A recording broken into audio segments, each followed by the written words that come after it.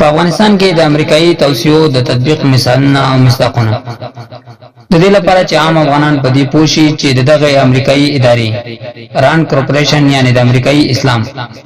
د خبرولو پلان په افغانستان کې په ستر ډول عملي کیږي او څوک ورته په کوم شکل کار کوي د چې پلان په اتګونو ماده جلا لاندې تفسیر کوي او عملی مثالونه او مصداقونه یې ښیي. نمبر اوله ماده د دیموکراتیک اسلام د پلویانو د لیکنو د چاپولو او ارزان خبرولو توصیه کوي چې په افغانستان کې په دې ډول تر تطبیق لاندې نیول شوی ده. امریکا په افغانستان باندې خپل یرغل سره سم اکثره هغه افغاني لیکوالان، ادیبان، شاعران، فلم جوړونکي، ژورنالستان، مترجمین، ممثلین یعنی سینماګران، ناشران، علمی او فرهنګي کادرونه او اشخاص چې په غرب کې روزل شوي وو او یا له غربي فرهنګ څخه متاثر شوي ول لزان سره افغانستان ته راوستل او دلته ورته د فکر په بیلابېلو ډګرونو کې د کار فرصتونه او وسایل تیار کړل. دغه وارد شویو عناصر دلته په فکری او فرهنګي ډګرونو کې خبره کار شروع کړ او په سلګونه کتابونه، مجلې، اخبارونه، نشر او څېړنې رامنځته کړې. دومره چې په پراخه پیمانه مطبوعات رامنځته شول چې د اخیستلو یې څوک نه پیدا کیږي او په بیلابېل ادارو او افرادو په وړیا ډول ویشل کیږي. دا چې عام افغانان د اقتصادي کمزورتیا او یا نور دلایلو لامل یې په کتاب او مطبوعات پیسې نه ورکوي او نه مطبوعات داسې محتوا خپروي چې د ملت د ذوق مطابق وي او د افغانانو د مشکلاتو حل دی وړاندې کړی شي، بلکې ټول تقریبا د وارداتي مفاهیمو او نظریاتو په خپرولو بوخت دي. نو له همدې امله اوسنۍ افغاني مطبوعات د سرمایه گذارۍ او تجارتي فعالیت مټ نه چلیږي، بلکې د همدغو امریکایانو او د هغوی د ملګرو لخوا مرسته ورسره کیږي او ټول مصارف یې د بیلابېلو امریکایي او اروپایي مؤسساتو لخوا د هغه پلان د تطبیق خطر ورکول کیږي چې د ران کارپوریشن لخوا په مسلمانانو کې د یو یعنی دیموکراتیک اسلام د خپرولو په خطر جوړ شوی. دوهم ماده د دیموکراتیک اسلام پلویان عام ولس او په خاص ډول ځوانانو ته د ډیرو لیکلو لپاره تشویق کوي چې د دې ماده تطبیق هم په پروژې تر کار لاندې نیول شوی دی. ټول هغه لیکوالان او د قلم خواندان چې یو څه لیکلی شي په لوړ معاشونو د بیلابېلو مؤسسو لخوا په فرهنګي کار ګمارل شوي دي او دغه سیکولر لیکوالان بیا نه یوازې دا چې په سیاسي او اجتماعي موضوعاتو کې لیکنې کوي، بلکې په دین او شرعي موضوعاتو کې هم خپل نظریات ښکاره کوي او ځینو خو یې حتی د ارتداد تر حده پورې د علني رسیدلو جرأت هم کوي چې مثالونه یې علي محقق نسب، پرویز کامبخش، لطیف پیدرام او ځینې نور دي. پریلر کې ځینې نورو په تحریف شوی شکل د قرآن ترجمه چې د قرآن کریم متن هم ورسره نه وو د عام خلکو د ګمراه کولو لپاره په مقصد چاپ کړ چې د افغانستان د خلکو د دې ټولو په خلاف شدید غبرګون ښکاره کړ. دریم، د سیاسي، دینی او اجتماعي موضوعاتو ترڅنګ د ادب او ادبیاتو تر عنوان لاندې د اخلاقي فساد بزرګونو فحش، لویدلي او مبتذلې کیسې ځوانانو ته خپرېږي چې په لوستلو ځوانانو او پیغلو کې جنسي عواطف تحریکوي او د فساد لور ته یې سوق کوي. چې یو مثال یې د یوې شپې دیموکراسي په نامه کیسه ده چې د یوې خبریال نجلۍ او یو خبریال هلک ترمنځ په سفر کې د زنا یوه کیسه ده او د ازادۍ د راډیویي خبریال نجلۍ لیکلې ده. څلورمه ماده دا توصیه کوي چې د دیموکراتیک اسلام د پلویانو نظریات دې په تعلیمي نصاب کې شامل کړي شي ترڅو په لازمي شکل ټول خلک د دغو نظریاتو لوستلو ته مجبور شي او بیا هم دغه نظریات د دنیاتو د مضمون له لارې د دین او عقیدې په حیث ومني. په دې لار کې امریکا په افغانستان کې د خپل دوه مؤسسو هر یوې اوسایټ او نبرانسکا یعنی د پانتون لارې ډېر کار وکړ. د نبراسا په پوهنتون کې د افغانستان د تعلیم او تربیه مرکز د افغانستان د تعلیم او تربیه د وزارت لپاره نوی تعلیمي نصاب تیار او وسایت چاپ کړ. دغه نصاب د امریکایي مشاورینو تر نظارت لاندې جوړ شو او ټول هغه مضامین چې د جهاد له کفار سره د دښمنۍ، حجاب او پر اسلام د ټینګ پاتې کېدل مفاهیم ورکول هغه ټول له نصاب څخه وایستل او پر ځای له کفار سره د صلح او تفاهم، د بشر د حقوقو او د ښځو د ازادۍ، د تروریزم په خلاف د جګړې او غربي ژوند مفاهیم ځای پر ځای کړل. همدا حقوقونه په مسلسل ډول دوام لري او په هر کال کې د دنیاتو، اجتماعیاتو، تاریخ او ادبیاتو کتابونو کې نوي مضامین داخليږي. دا کار نه یوازې دا چې په افغانستان کې جریان لري بلکې د ټول نړۍ په اسلامي هیوادونو کې او بیا په خاص ډول په هغو هیوادونو کې چې امریکایي پوځیان ورکې پراته دي او یا هلته د امریکا مصالح تر تهدید لاندې وي په ټول زور سره عمل کوي. امریکا د دې کار لپاره هر کال په سلګونو میلیونو ډالر د اوساید یا آغا خان فاونډیشن، ایشیا فاونډیشن او نور مؤسسو په اختیار کې ورکوي ترڅو په تدریج سره د مسلمان هیوادونو تعلیمي نصابونه له حقیقي اسلام څخه خالی کړي او پر ځای د نوي ډیموکراتیک اسلام مفاهیم خلکو ته معرفي کړي. پنځم، دران کورپوریشن د امریکایي اسلام د طرحې څلورمه ماده چې په اسلامي نړۍ کې سیکولر عناصرو ته د رسنیو په اختیار کې ورکولو خبره کوي چې په افغانستان کې په دې ډول عملي شو. د دې لپاره چې په افغانستان کې د دیموکراتیک او سیکولر عناصرو ته د وینا د رسولو پراخ وسایل او ډېر فرصتونه په لاس ورغلي وي، امریکا یو منظم تبلیغاتي پلان جوړ کړ چې په 3 ساعتو کې تطبیق شو. اول، ټول هغه بهراني رادیوګانې چې په افغانستان کې د افغانستان لپاره د ورځې د نیم ساعت یا 1 ساعت پروګرامونه درلودل، خپل پروګرامونه 12 ساعتو او 4 ساعتو ته وغځول ترڅو په پراخ پیمانه د ټولنې ډیر خلک تر تبلیغاتي پوښښ لاندې ورسي. او د رادیوګانو چې پخوایي یوازې اخباري پروګرامونه درلودل، اوس چې د هغو ترڅنګ په پراخ پیمانه د سیاسي، اجتماعي، تعلیمي، ادبي، فرهنګي، اقتصادي او دینی پروګرامونه سلسلې او سریالونه هم خپرول شروع کړل. او همدغه رادیوګانو چې د افغانستان تکړه خبريالان، ژورنالستان، څېړونکي، ادیبان او سیاسي کارپوهان د ډېرو لوړو ډالري معاشونو بدل کې خپل ادارو ته جذب کړل ترڅو د افغانانو د غربي کولو لپاره هر اړخیز کار وشي. غرب د امریکا غږ او بي بي سي ترڅنګ نور رادیوګانې لکه د آزادۍ رادیو چې د امریکا د کانګرس لخوا چلیږي، ډیوا رادیو او د مشال رادیو هم په کار واچولې. او بیا غرب د خپل دغه رادیوګانو لپاره سیمایي د اف ام سټیشنونه هم په بیلابیلو ښارونو کې پرانیستل ترڅو خپل نشرات په ښه کیفیت خلکو ته ورسوي. دوهم، غرب په افغانستان کې خپل یرغل څخه وروسته د افغانستان په بیلابیلو لوی ښارونو کې پلسګونه محلي نادولتي رادیوګانې فعال کړې او په زرګونو د امریکایي اسلام منونکي ورکې توظیف کړل چې هر یو یې د بیلابیلو اهدافو لپاره خپرونې کوي. په دې لړ کې یوازې د کابل له ښار څخه 20 دولتي او نادولتي رادیوګانې خپرونې کوي. دریم، امریکایانو د افغانستان د ولایاتو په ډېر ولسوالۍ کې محلي رادیوګانې جوړې کړې چې اکثره یې په منطقه کې پرتو د امریکایانو له پوځي مراکز څخه خپرونې کوي او د ټول لپاره د امریکا د بین المللي پراختیا اداره یعنی اوسایټ بودیجه برابروي چې تر اوسه پورې دغه ډول سیمایي رادیوګانو شمیر په ولسوالیو کې تر 100 او یا رادیوګانو لوړ شوی دی. دا ټول هر څه هماغه د ران کورپوریشن یعنی د ډیموکراتیک او متمدن اسلام د پلویانو د پیغام د خپرولو لپاره ترسره کیږي. شپږم دغه امریکایي پلان بنځمه ماده دا ده چې اسلام احکام باید هغه ډول تعبیر او تفسیر شي چې د امریکا سیکولري ملګری یې غواړي،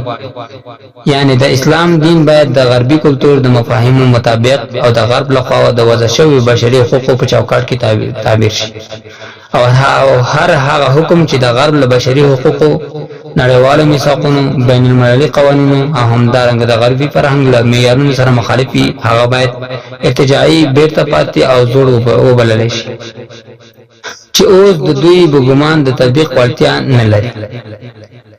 غرب همدغه تجربه په ډیرو اسلامي هیوادونو کې لکه ترکیه، مصر، لیبیا، تونس، الجزایر، مراکش، هندوستان، پاکستان او نور اسلامي هیوادونو کې تکرار کړی دی چې په نتیجه کې هلته د خلکو په ذهنونو کې د داسې او اسلام تصور قائم شو چې د کفر او کفري ژوند سره هیڅ حساسیت نه لري. له نور ادیانو او مذاهبو سره یې دومره دښمني نشته لکه له حقیقي اسلام سره یې چې لري. همدغه وجه ده چې غرب ځپلي تش په نامه مسلمانان د اسلامي نظام د قایمولو تر غربیان هم سخت دښمنان دي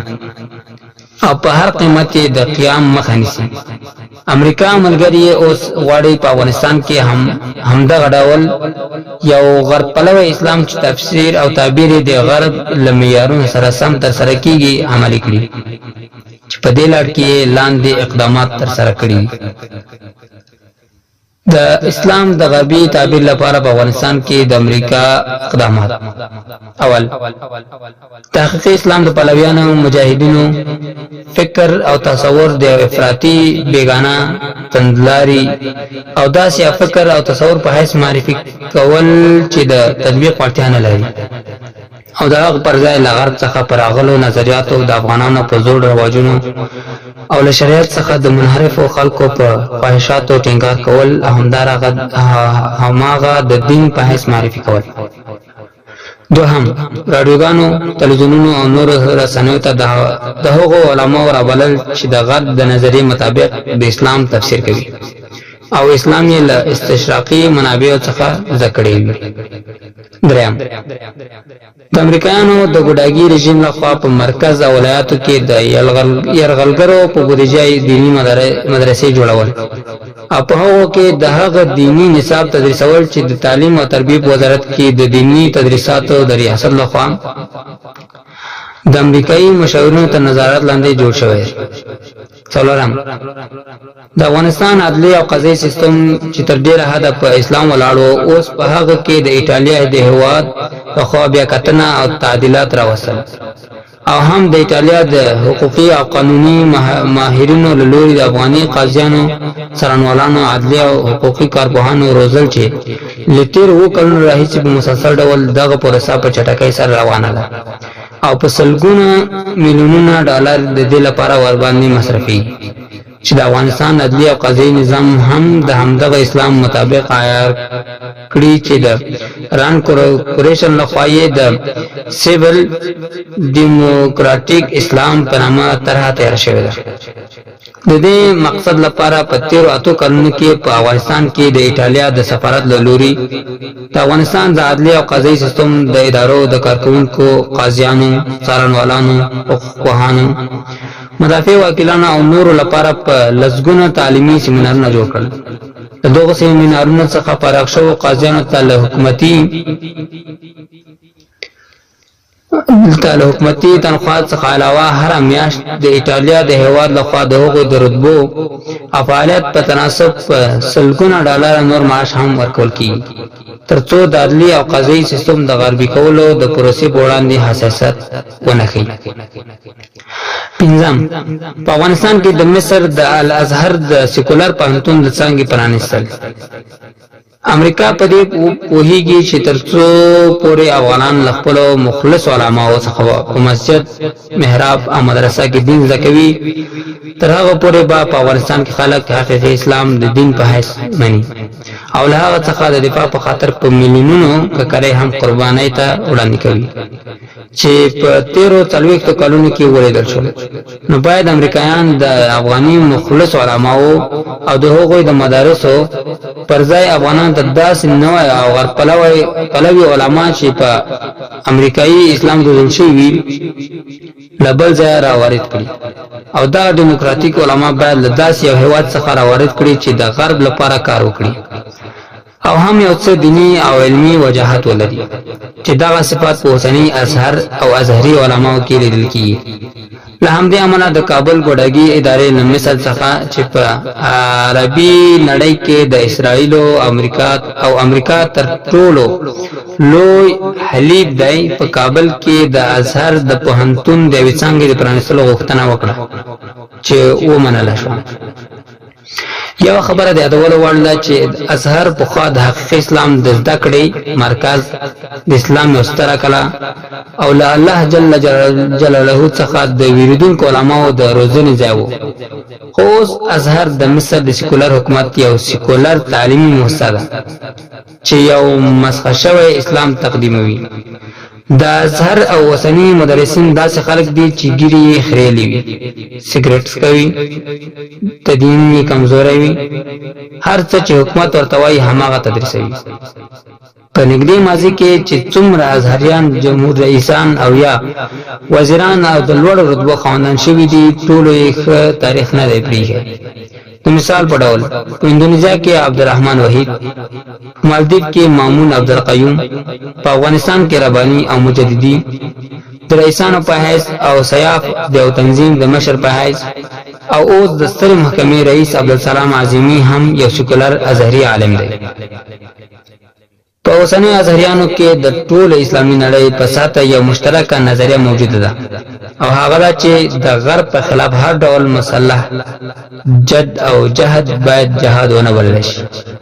هغه ته باید تروریزم، افراطیتوب او خارجیت وویل شي. باید د هغه مخالفت وشي او ځوانان ورڅخه واړول شي چې همدغه د غرب هدفونه دي. تر اوسه پورې ډېر لږ معاصر ازهریان داسې لیدل شوي چې د اسلام او جهاد په اړه یې مواقف لرلي وي. امریکا اوس په افغانستان کې د ازهر د پوهنتون د څانګې له لارې د امریکایي یعنی سیکولر اسلام علما روزل غواړي ترڅو په مستقبل کې دغه ډول امریکایي اسلام لپاره کار او دعوت او هم په سیمه کې د رښتینو او مخلصو مسلمانانو علماو مقابل کې یو داخلي جبهه پرانیزي. شپږم ماده ټولنې ته د دیموکراتیک علماو د معرفي توصیه کوي چې په افغانستان کې په دې ډول عملي شوې ده. امریکایانو خپل یرغل وروسته ټول حق پالونکي علما په یو او بل نامه تر تعقیب او مجازات لاندې ونیول. ځینې یې بندیان کړل، ځینې یې شهیدان کړل او ځینې نور یې د هېواد پرېښودل او یا د خولې بندولو ته اړ کړل ترڅو په دې ډول منبر او محراب، مکتب او مدرسه له هغو علماو څخه خالي کړي چې د امریکایي اسلام د خورېدو مخنیوی کوي او په عین وخت کې دغه تشه په هغو علماو او پوهانو ډکه کړه چې له امریکا او غرب څخه متاثره دي. دیموکراسي مني او د دیموکراسي په چوکاټ کې هغومره دینی فعالیت کوي چې دیموکراسي ورته اجازه ورکوي او د دې لپاره چې د دیموکراسي د افادیت او د بیان د ازادۍ حق ادا کړی وي کله ناکله د حکومت په ځینو اقداماتو نقد هم کوي چې په دې کار سره د دوی هدفونه ترلاسه کول غواړي. یو دا چې عام خلکو ترڅنګ بخپل شتون د هغو تور مخ هم ورسپین کړي او خلکو ته دا وکړي چې امریکایان له علماو سره هیڅ دښمني نه لري او که څوک غواړي د اسلام لپاره کار وکړي نو را دي شي د دوی په څیر د دیموکراسي په قالب کې دین ته خدمت وکړي. امریکایانو د دغو غربپلوو ملایانو او استادانو ته د شهرت د ترلاسه کولو لپاره د نشراتو اجازه هم ورکړې ده. په مرکز او ولایتو کې د مراکزو د جوړولو او د هېواد په پوهنتونونو کې د محصلینو او استادانو په منځ کې د علني فعالیت جواز هم ورکړی دی. دغه اجازه په بدل کې دغه تش په نامه مسلمانان د امریکا له لوري جوړ شوی ګوډاګي حکومت ته لاندې خدمات ترسره کوي. امریکا ته د غرب پلو علماو خدمات. اول، په افغانستان کې د دیني علماو په حیث د دیموکراسي منل او له یو سیکولر دیموکراتیک حکومت سره حساسیت نه ښودل. دوهم، د ځوانانو او عام مسلمانانو له ذهن څخه د جهاد، قتال، هجرت، ولا او برا یعنی د الله جل جلاله لپاره لچا سره دوستی او دښمنی کول، د مفاهیم وستل او خلکو ته دا خبره تلقینول چې جنگ او ټوپک د مشکل حل نه دی. جنگ او ټوپک افغانستان وران کړی دی. نور باید له نړیواله ټولنې سره د وطن په ودولو کې لاس یو کړو او هم خلکو ته دا تبلیغات کول چې طالبان او مجاهدین د فلانی او فلانی جهاد ایجنټان دي او هیڅ افغاني اجنډا نه لري. نو باید د هغوی خبره ونه منل شي. له جهاد او قتال څخه د خلکو رای سرول یو لوی منافقت او د امریکانو د هدف پوره کول دي چې دا ډول دیموکراتیک علما یې په ډېرې بې شرمۍ ترسره کوي. دریم، د شکوکو او شبهاتو په خپرولو د حقیقي علماو د دعوت په وړاندې د خنډونو راولاړول. د مثال په ډول ځوانانو ته دا ویل چې د جهاد لپاره د متفق علیه امیر شتون او د بیرغ یووالی شرط وي چې اوس په افغانستان کې نشته. نو په دې بنا په اوسنیو شرایطو کې جنگ شرعي جهاد نه بلکې د وطن ورانول دي. خو د دوی د نفاق له مخې خلکو دا خبره پټه ساتي چې یاد شوي شرایط په جهاد طلب یعنی هغه جهاد کې چې مسلمانان یې د کفار په خاوره کې کوي ضروری دي. اوس خو په افغانستان کې دفاعي جهاد دی چې په ټول افغانانو د لمانځه په څیر فرض دی. څلورم، په اسلامي نړۍ کې د غرب یو لوی هدف دا دی چې څنګه مسلمانانو ښځې له کور څخه د باندې راوباسي او هغه موانع بندونه مات کړي چې د ښځو او نورو ترمنځ د اختلاط مخنیوی کوي. په دې لار کې غرب په تدریج سره حرکت کوي او ټول ممکن وسایل په کار اچوي که څه هم چې ځینې به اسلامي بڼه هم ولري. لکه په 2009 کال د اومه میاشتې په 4 تاریخ کې چې د کونړ په مرکز اسداباد کې د امریکا د PRT د ولایتي بیارغونې ادارې د $1,80,000 په مصرف خاص د ښځو لپاره د یو مسجد بنسټ کېښود. ډیره د تعجب خبره ده چې امریکایان د طالبان عالمان په مساجدو کې په لمانځه ولاړ مسلمانان په بمبارونو وژني. خو د هغو ښځو او خویندو ته د بیا ښارونو کې له خپلې جنګي بودیجې څخه ځانګړي ښځینه مساجد جوړوي. دغه دیموکراسي پلوي علما د دیني غونډو، تعلیمي محافلو او تربیه اجتماعاتو په نامه په زرګونو مسلمان خویندې او میرمنې له کوره څخه د باندې راوباسي. پارکونو، د ښارونو په عیدګاهونو او لوبغالو کې ورته د راجمع کېدلو فرصتونه برابروي. دا کار که څه هم چې د دین په نامه ترسره کېږي خو په حقیقت کې هماغه د غرب د اجنډا پوره کول دي چې د مسلمانانو میرمنو له کوره د باندې وستل غواړي. د اسلام په تاریخ کې مسلمانو علماو ته دعوت دغه ډول اسلوب ښځو ته د دین د ورزده کولو لپاره نه دی غوره کړی او نه هم دا د اسلام له عمومي روح سره سمون لري چې د ښځو لپاره یې کورونه تر مساجدو هم د عبادت لپاره غوره ګڼلي. درنګ کارپوریشن د امریکایي طرحې اومه ماده په اسلامي هیوادونو کې د غیر اسلامي هیوادونو او ولسونو د تاریخ او تمدن د معرفي خبره کوي او بیا په خاص ډول توصیه کوي چې د ماقبل الاسلام زمانه تاریخ دی مسلمانانو ته معرفي شي ترڅو هغه خپل تاریخ وګڼي او هغه ته خپل ځان په منسوبولو افتخار وکړي. په دې حق لا ګوډاګي حکومت تر اوسه پراخ پیمانه د مکتب په کتابونو کې لدی ویری پراخ تعبیر نه دراوستلای چې د افغانستان په کلیو او ولسونو کې لا تر اوسه اسلامي احساس ژوندی دی او د ډېرې سیمې او ډېرای سیمې داسې دي چې حکومت ور باندې تسلط نه لري خو همدغه کسر یې د میډیا او مطبوعاتو لارې پوره کړی دی. په دې ډول چې ښه ډېر تلویزیونونه او راډیوګانې چې د پردیو لخوا تمویلېږي او سیکولر افغانان یې چلوي، شپه او ورځ افغانان ته د غرب او هندوانو تاریخ، تمدن او فرهنګ وړاندې کوي. دا چې د دغو تلویزیونونو چلوونکي د هغو غربیانو لخوا استخدام شوي چې د افغانستان اوسنی ګوډاګي حکومت یې هم جوړ کړی دی، نو ځکه د اطلاعات او کلتور وزیر عبدالکریم خرم ونشو کولای چې ځینې تلویزیونونه او له هغو نشرات څخه منع کړي چې د افغانانو له دین، فرهنګ، اخلاق او ملي ارزښتونو سره په تضاد کې دي. همدا ډول هغه سیکولر لیکوالان او څېړونکي چې له اسلام او اسلامي تاریخ سره کینه لري، کوښښ کوي چې خپلې لیکنې په افغانستان کې له اسلام څخه د مخه زمانې د تاریخ او ادیانو لپاره وقف کړي، ترڅو وکولای شي خلکو ته دا ورتلقین کړي چې اسلام او اسلامي تمدن د افغانانو په تمدني ژوند کې یو عارضي شی دی چې د فاتحینو په زور دلته راغلی دی او د دغو ولسونو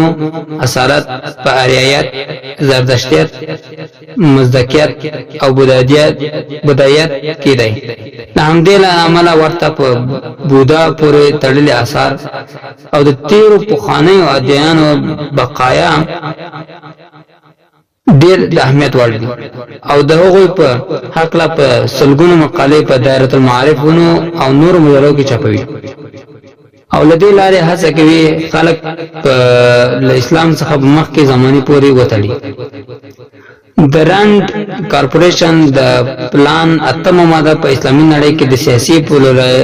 پلورالېزم او مدني ټولنې، سیاسي احزابو او تنظیمونو د رامنځته کولو توصیه کوي او د ولس عام خلک په سیاسي اجراءاتو کې فعال مشارکت رابولي. دغه توصیه چې په حقیقت کې د اسلامي ټولنې د ټوټه کولو او بې شمېره ګوندونو د ویشلو یوه دسیسه ده، په افغانستان کې هم ډېر مهارت سره عملي شو. د امریکا له راتګ وروسته افغاني ټولنه چې لا د 8 یا 9 احزابو د تفرق او منازعاتو له بلا څخه خلاص شوې نه وه او نه یې هغه د زوره روزانه بیرته پیوند شوي ول چې د مجاهدینو د 2 ګوندونو او شیعهګانو د 2 ګوندونو د جګړو په نتیجه کې په افغاني ټولنه کې رامنځته شوي وو چې امریکایانو افغاني ټولنه یو ځل بیا بیرته په تقریبا 200 سیاسي احزابو او ډلونو وویشل. هر اروپایي هیواد د تقریبا یو درجن سیاسي احزابو د تاسیس، تمویل او چلولو کفالت په غاړه واخیست. له اروپایي هیوادونو پرته هیوادونه هم په افغانستان کې په قومي او ژبني بنسټونو د خپلو سیاسي او کلتوري مصالحو د خوندي ساتلو په هدف احزاب او ټولنې رامنځته کړې او د هغو لپاره یې په پراخ پیمانه تبلیغاتي وسایل او ډلهییزې رسنۍ په کار واچول. دغو احزابو او سیاسي جریانونو افغاني ټولنه په داسې ډول وویشله چې د ملي وحدت خبره یوازې یو شعار پاتې شو چې هیڅ عملي تحقق نشي موندلی. مستعمرین هر ځای استعمار شوي ملتونه همداسې په ډلو او ټپلو ویشي ترڅو د دوی په خلاف د یو کېدلو امکان له لاسه ورکړي او هم هره ډله د بلې په مقابل کې د ځان لپاره محتاج وساتي او په دې ډول د خپلو پالیسیو او طرحو د عملي کولو لپاره له یو څخه زیات بدیلونه په اختیار کې ولري. او همدغه د انګریزانو د پخواني استعمار شوي شعار عملي مصداق دی چې یوه یعنې بل یې کړه ایلې کړه، بیل یې کړه ایلې کړه. په سیاسي اجراءاتو کې د عام خلکو د ګډون او د بیان د غربي ډول ازادۍ مقصد دا دی چې په مسلمانانو کې د اطاعت او له مرکز څخه د ملاتړ پر ځای په محلي سطح د تصمیم نیولو متعدد مراجع رامنځته شي او د ټولنې افراد دې ته تشویق شي چې مرکزي حکومتونه دې د خپلو سیاسي اقداماتو په نتیجه کې تر فشارونو لاندې وساتي چې دا په یو وخت کې غرب ته 2 فائدې په لاس ورکوي چې یو د مرکزي حکومتونو کمزوري کول او بل یې په عام خلکو کې په خلاص لاس د فعالیت د زمینې برابرول او هغوی د حکومتونو په مقابل کې د بیلابیلو سیاسي او اجتماعي جریانونو له لارې متحرک کول دي.